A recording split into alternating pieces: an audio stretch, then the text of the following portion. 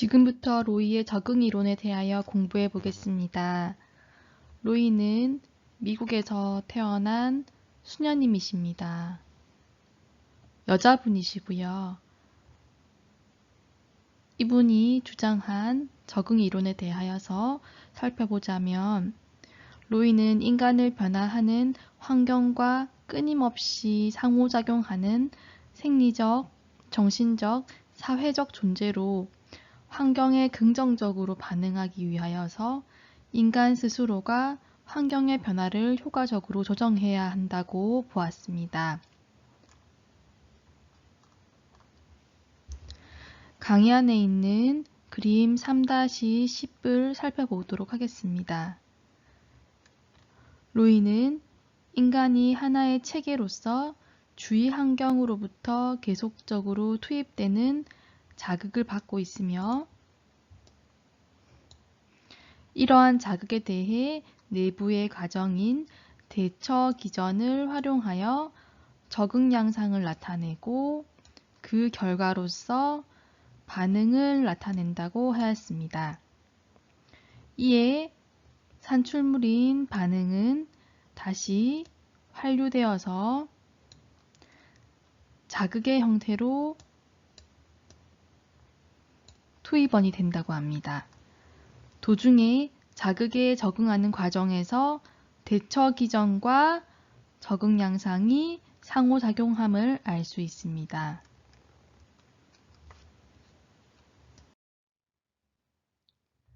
로이의 적응 이론에서 알아야 할 첫 번째 주요 개념인 자극은 세 가지로 분류되며 서로 복합적으로 발생하므로 이들을 잘 구분하여서 사정하여야 합니다.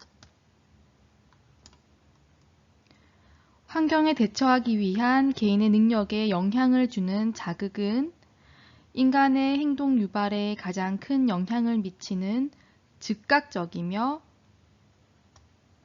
직접적으로 직면하고 있는 사건이나 상황 변화를 초점 자극이라고 합니다. 초점 자극에 의해 유발되는 행동에 관련된 다른 모든 자극을 연관 자극이라고 합니다. 또한 인간 행동에 간접적으로 영향을 줄 수 있는 파악하기 어려운 개개인의 특성들을 자녀 자극으로 분류할 수 있겠습니다. 내년에 여러분이 국가고시를 치게 될 건데요. 여러분은 국가고시를 패스하기 위해서 큰 부담감을 가지고 열심히 공부를 해야만 하는 상황에 마주하게 되겠지요. 국가고시라는 초점 자극으로 인해서 여러분은 부담감, 소화불량, 놀지 못해 발생하는 우울 등의 연관 자극이 나타날 것입니다. 하지만 여러분들은 자신만의 신념과 태도 등의 자녀 자극에 따라 열심히 공부를 하여서 거뜬히 간호사 면허증을 받게 될 것입니다. 자, 제가 간단한 예시를 들어보았는데 조금 이해가 되시지요? 다음 슬라이드로 넘어가 보도록 하겠습니다.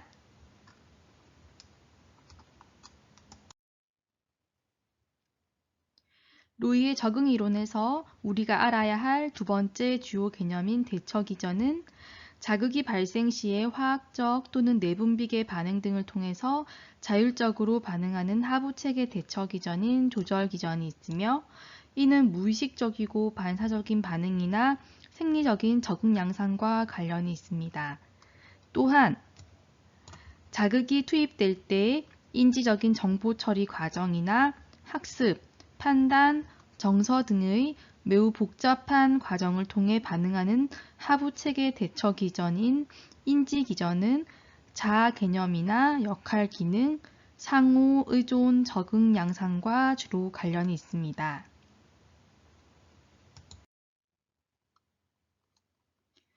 로이의 적응 이론에서 알아야 할 세 번째 주요 개념인 적응 양상은 앞서 설명드린 조절 기전과 인지 기전의 활동을 나타내는데요. 적응은 네 가지로 분류가 됩니다. 제가 이렇게 굵은 채로 또한 색을 입혀서 표시한 부분은 국가고시에 나오는 부분이기 때문에 이 개념에 대한 이해가 선행되어야 합니다. 집중해서 내용을 살펴보도록 하겠습니다. 먼저 조절 기전과 연관되는 생리적 기능 양상은 특정 환경의 자극에 대하여서 인간이 신체적인 통합성을 유지하기 위해 일어나는 적응 방법을 말하는데요.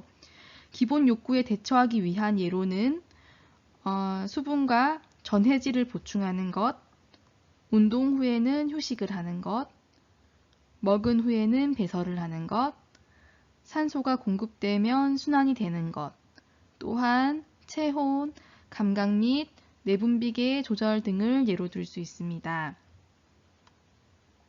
또한 자극에 대한 정신적인 통합성을 유지하기 위해 일어나는 적응 양상인 자아 개념 양상이 있습니다.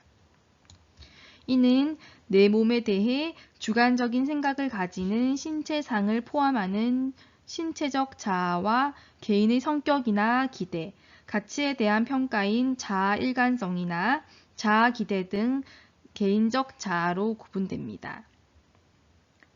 세 번째로 역할 기능 양상은 자극에 대한 사회적 통합성을 유지하기 위해서 인간이 우리 주변의 타인과 상호작용을 하고 그들과의 적합한 행동 역할을 하기도 하며 능숙하게 임무를 수행하는 반면 역할에 대한 결핍이 생기게 되면 역할 상실과 역할 갈등의 문제 또한 나타날 수 있음을 알 수 있습니다. 마지막으로 의미 있는 타인이나 지지체계와의 관계, 사랑, 존경, 가치 등을 주고받는 것과 관련되는 상호의존 양상은 사회통합성 중에서도 특히 상호작용에 초점을 둔 적응 방법입니다.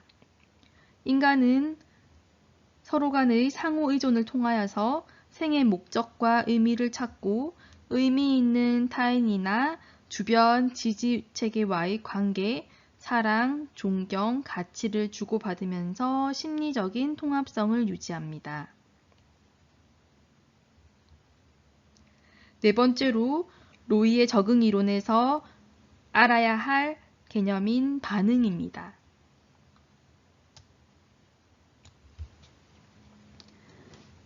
생존, 성장, 생식, 성숙 등을 예로 들 수 있는 인간의 통합성을 증진시킬 수 있는 긍정적인 반응인 적응 반응과 인간의 통합성을 깨뜨리는 부정적인 반응인 비효율적 반응이 있다는 것 정도로만 이 개념은 알고 계시면 되겠습니다.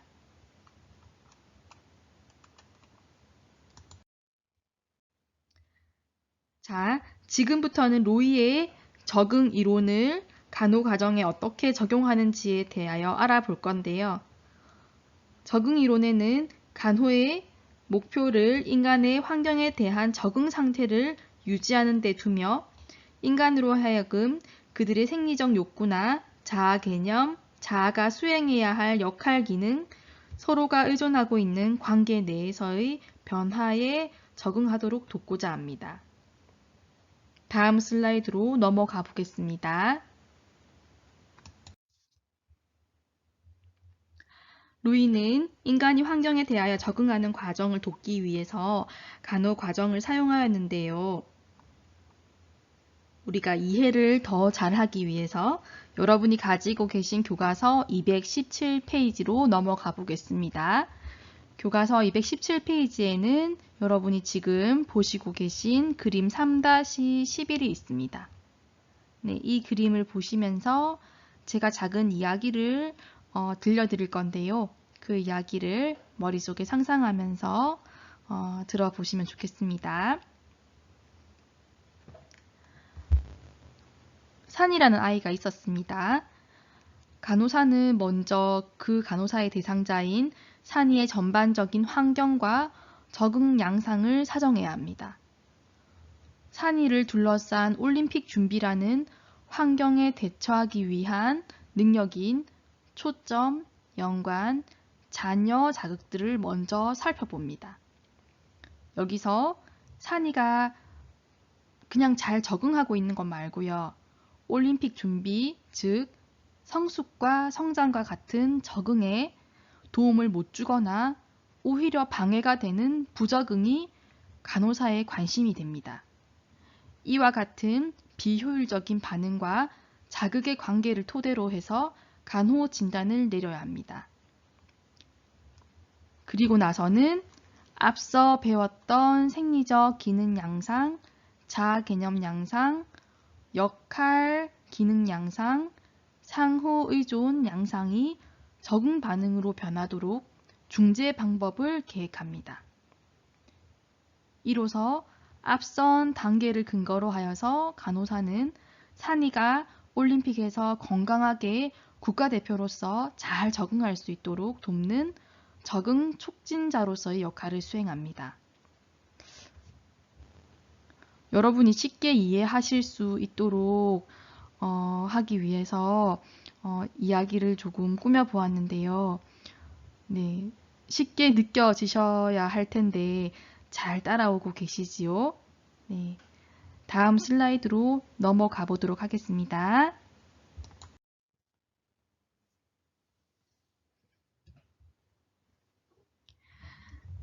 여러분, 우리의 첫 수업부터 지금까지 지역사회 간호 이론에 대한 공부를 계속하고 있는데요. 성실하게 따라오시느라 정말 수고가 많습니다. 또한 정말 감사드립니다.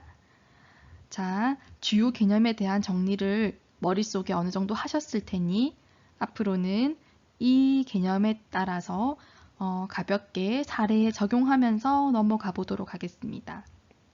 앞서 설명드린 자극의 정의에 따라서 구분이 가능하도록 힌트가 되는 용어들을 제가 노란색으로 표시해 두었습니다.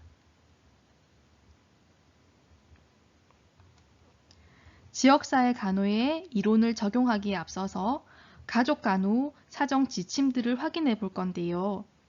인간의 행동과 발달에 영향을 주는 여건이나 인간 내부에서 일어나는 상태의 변화인 자극에서는 가장 큰 관심 문제라고 표현함으로써 즉각적인 사건이나 상황을 암시하는 초점 자극을, 가족 구조나 역동 등에 영향을 주는 요인이라고 함으로써 초점 자극 이외의 모든 자극을 포함하는 연관 자극, 가족의 지식, 기술, 신념 및 가치관을 나타냄으로써 인간의 행동에 간접적인 영향을 주는 태도, 신념, 성격, 습관 등을 포함하는 잔여 자극 등을 사정합니다. 네, 동일하게 제가 이렇게 진한 글씨체로 색깔까지 들여서 해놓은 내용은 국가고시에서 사례를 통해서 이 개념들을 여러분이 구분할 수 있도록 문제가 출제되기 때문에 잘 보시고 예시에 따른 개념을 이해하고 넘어가셔야 합니다.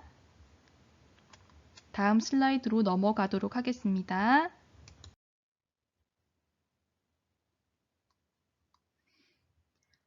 건강, 영양 상태, 신체적인 힘 등등의 자율적 대처 기전이면서도 무의식적이고 반사적인 반응을 포함하는 생리적 적응 양상과 교육 수준, 지식 상태, 의사 결정 등 인지적 정보 처리, 학습, 정서 등을 통한 대처 기전인 인지 기전도 참고하시기를 바랍니다.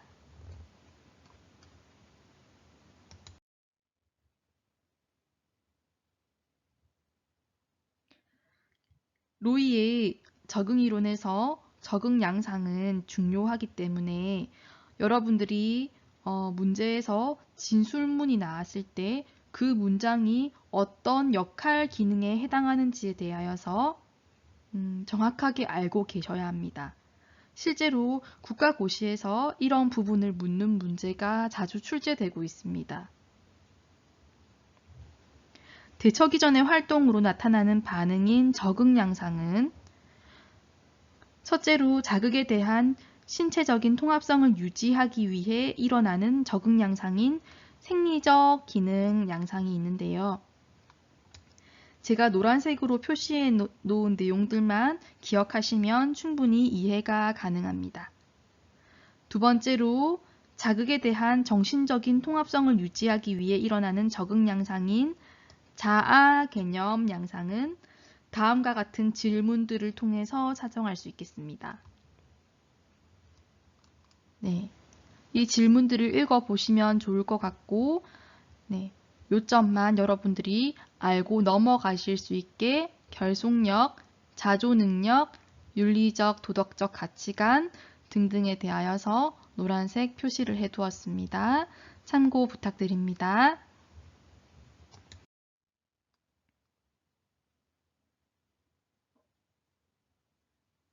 또한 환경 내에 다른 사람과 작용하고 적절한 역할 활동을 수행하는 역할 기능 양상에 대한 내용과 상호작용에 초점을 둔 적응 양상인 상호의존 양상에 대한 내용은 다음과 같습니다.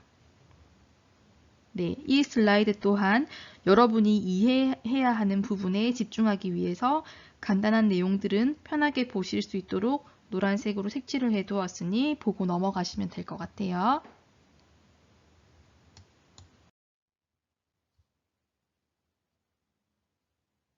네, 드디어 여러분이 정말 알고 넘어가셔야 할 실제 사례를 살펴보도록 하겠습니다.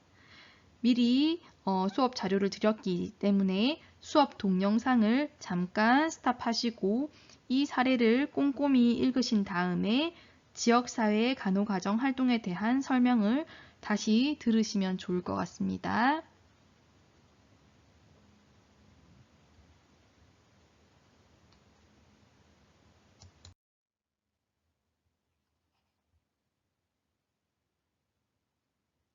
간호사정은 사정에서 1단계로 적응 양상의 종류에 따라 행동을 살핍니다. 먼저 의식주 관리, 건강을 위한 예방적, 의학적 관리, 휴식, 운동, 안전 환경, 청력 등의 카테고리를 나누어서 생리적 기능 양상을 사정할 수 있습니다. 네. 생리적 기능 양상을 예를 들어서 노란색으로 표시를 했다면 여러분이 읽은 사례에서 다음과 같은 세부적인 설명이 나와 있는 부분을 노란색으로 줄을 그어 보시면 지역사회 간호 적용에서 적응 양상, 즉 생리적 기능 양상에 해당하는 내용들을 구분하실 수 있을 것입니다. 또한 두 번째 적응 양상인 자아 개념 양상입니다. 자아 개념 양상에서는 대화,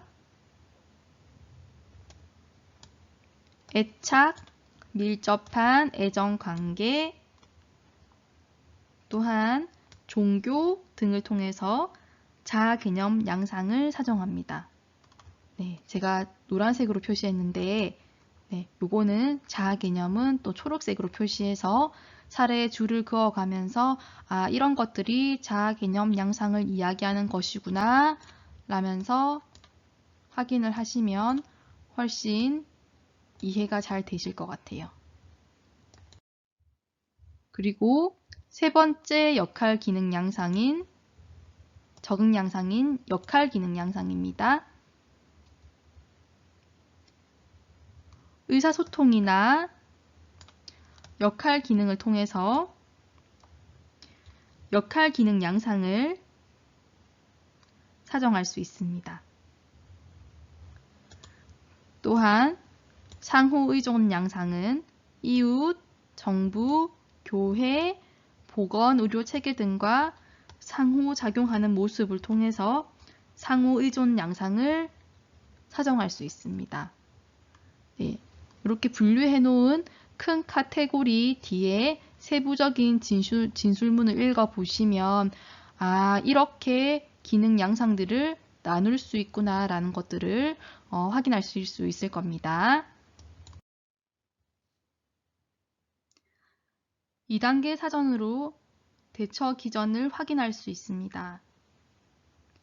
다음 사정 내용들을 통해서 조절 기전과 인지 기전을 사정합니다. 우리가 개념에 대한 설명들을 하였는데요. 사실 여러분이 개념에 대한 이해가 되어지지 않으면 간단한 사례에 대한 진술문을 보고도 이게 어디에 포함되는 부분인지 몰라서 여러분이 사정도 할 수 없고 대처 기전도 파악할 수 없습니다. 그래서 우리가 좀 전에 배웠던 조절 기전과 인지 기전의 개념 정의에 대해서 한 번 더 설명하고 사례를 보자면, 먼저 가족의 건강이나 영양 상태에 활용 가능한 물리적 자원을 조절 기전이라고 하였죠. 그래서 그런 개념으로 보았을 때 장애인 수당이라든지 후원금, 그리고 자원봉사자들의 방문, 재활침대와 휠체어 등은 조절 기전에 포함됩니다. 또한 가족의 교육 수준이나 지식 상태, 의사결정, 문제 해결 능력, 가족 체계의 투입 및 과정에 나타나는 가족의 능력과 개방성 정도가 인지 기전이라고 하였는데요. 그 개념에 대한 정의에 따라 사례를 확인해 보면 다음과 같은 내용은 인지 기전에 포함됨을 알 수 있습니다.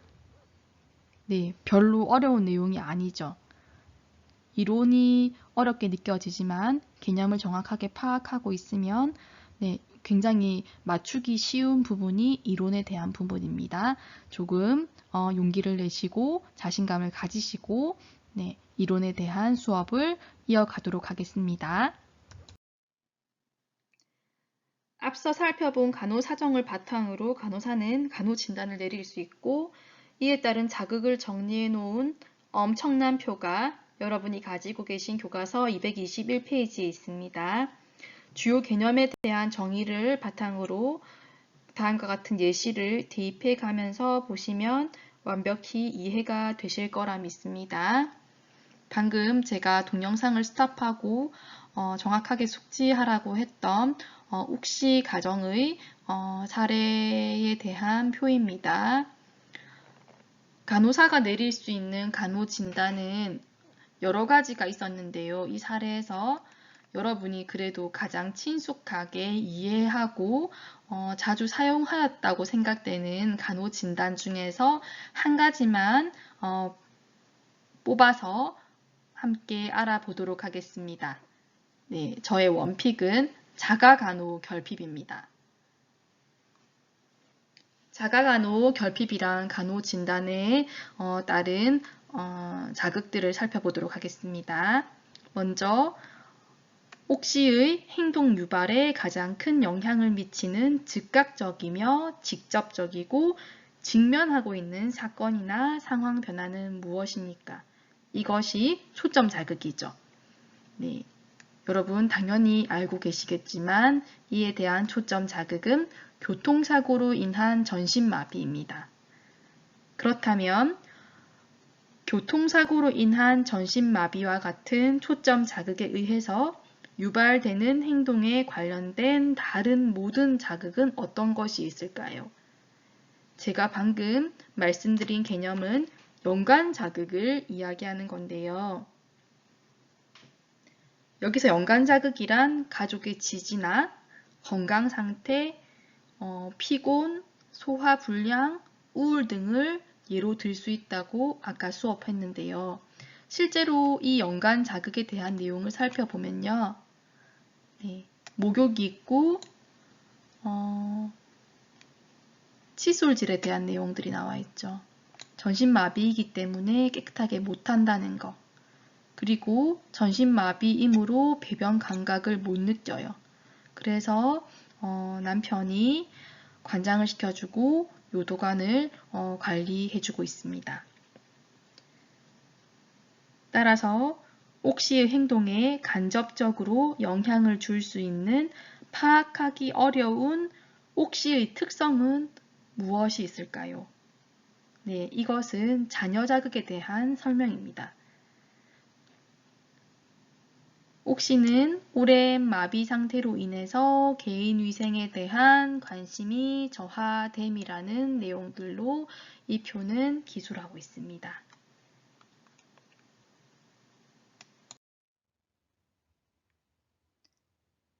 저는 시간 관계상 간호사가 옥시 가정에 내릴 수 있는 간호 진단에서 자가 간호 결핍에 대한 간호 진단만 살펴보았지만 여러분 표가 이어지고 있고요.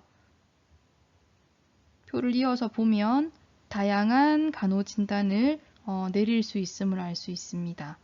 하지만 이 표를 자세히 들여다보면 여러분 조금 놀라운 사실을 알 수 있어요. 네, 저만 놀라운가요? 저만 놀라운지 모르겠지만 네, 간호 진단 내용들이 다 다릅니다. 여러 가지 간호 진단을 내릴 수 있어요. 실제로 이 표 3-5에서는 하나, 둘, 셋, 넷, 다섯, 여섯, 일곱, 8개의 간호 진단을 내렸습니다. 하지만 초점 자극칸을 한번 살펴보시겠어요? 네. 옥시 가정에 일어난 사례에 대한 초점 자극은 모두 같은 내용임을 알 수 있습니다. 네. 이처럼 초점 자극은 다 동일하지만 그와 관련된 간호사가 내릴 수 있는 간호진단,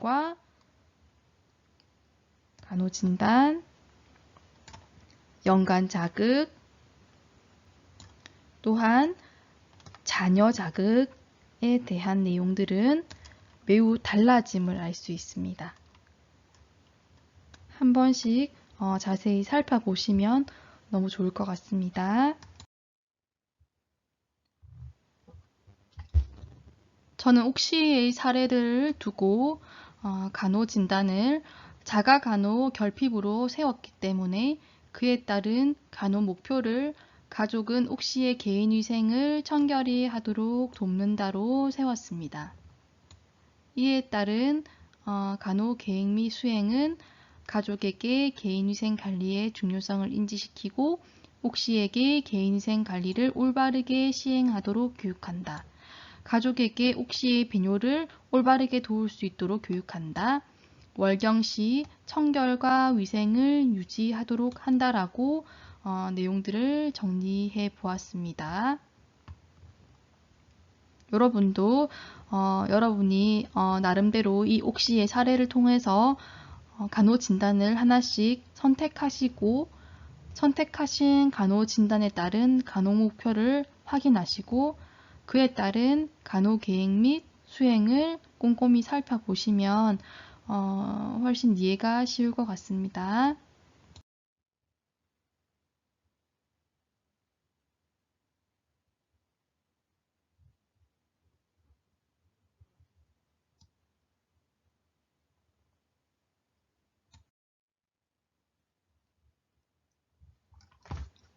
로이의 적응 이론에 대한 내용은 여기까지입니다. 시간 관계상 마지막으로 우리가 이번 시간에 학습했던 내용들을 간단하게 요점만 정리하고 수업을 마무리하도록 하겠습니다. 로이는 인간을 변화하는 환경과 끊임없이 상호작용하는 생리적, 정신적, 사회적 존재로 환경에 긍정적으로 반응하기 위해서 인간 스스로가 환경의 변화를 효과적으로 조정해야 한다고 하였죠. 여러분, 이 그림을 살펴보겠습니다. 네. 적응이라는 테두리 안에서 인간에게 자극이 주어졌습니다. 이 자극은 인간의 행동과 발달에 영향을 주는 모든 상황인 주위 여건이나 인간 내부에서 일어나는 상태 변화, 즉 초점 자극, 연관 자극, 잔여 자극을 포함하고 있습니다. 그런데 인간이 이런 자극에 대해서 내부적인 과정인 대처 기전을 활용하여서 적응 양상을 나타내고 그 결과로서 반응을 나타낸다고 하였습니다. 그렇다면 여기서 설명하는 대처 기전은 조절 기전과 인지 기전을 말하는 거고요. 인간이 대처 기전의 활동으로 나타나는 반응은 4가지로 구분된다고 하였죠. 중요하게 여러분이 기억하셔야 된다고 설명했던 내용입니다. 먼저 생리적인 기능 양상이 있고요. 두 번째로 자아 개념 양상이 있습니다. 세 번째로 역할 기능 양상이 있죠. 네 번째로 상호 의존 양상이 있습니다. 이에 대한 인간의 적응에 대한 산출물인 반응은 다시 환류되어서 다시 자극의 형태로 투입원이 된다고 합니다. 도중에 자극에 적응하는 과정에서 대처 기전과 적응 양상이 상호작용함을 알 수 있습니다. 그리고 이 수업 후반부에 우리가 함께 살펴보았던 이론에 대한 간호과정 내용을 리뷰해 보도록 하겠습니다. 우리가 방금 나누어 보았던 4가지 적응 양상으로 표현된 행동들을 먼저 사정합니다. 그런 행동의 자극을 사정하고 초점, 연관, 잔여 자극에 대한 내용으로 분류를 먼저 합니다. 표 3-5번을 참조하시면 될 것 같습니다. 이를 바탕으로 인간의 적응 상태를 진술하거나 간호 진단을 내릴 수 있습니다. 인간에 대한 적응을 증진시키기 위해서 간호사는 간호 목표를 설정할 수 있겠죠. 또한 이 자극을 관리하는 목표를 가진 중재를 수행할 수 있습니다. 따라서 표 3-6을 살펴보면 간호 계획 및 수행을 통해서 우리가 간호 목표를 성취해낼 수 있습니다. 마지막으로 적응 목표가 충족되었는지에 대한 여부를 평가할 수 있습니다. 네, 우리가 이번 시간 배운 내용은 여기까지입니다. 다음은 퀴즈로 넘어가도록 하겠습니다. 오랜 시간 수업에 집중해 주셔서 정말 감사드립니다. 고생 많으셨습니다. 조금 쉬시고 다음 수업 때 뵙도록 하겠습니다.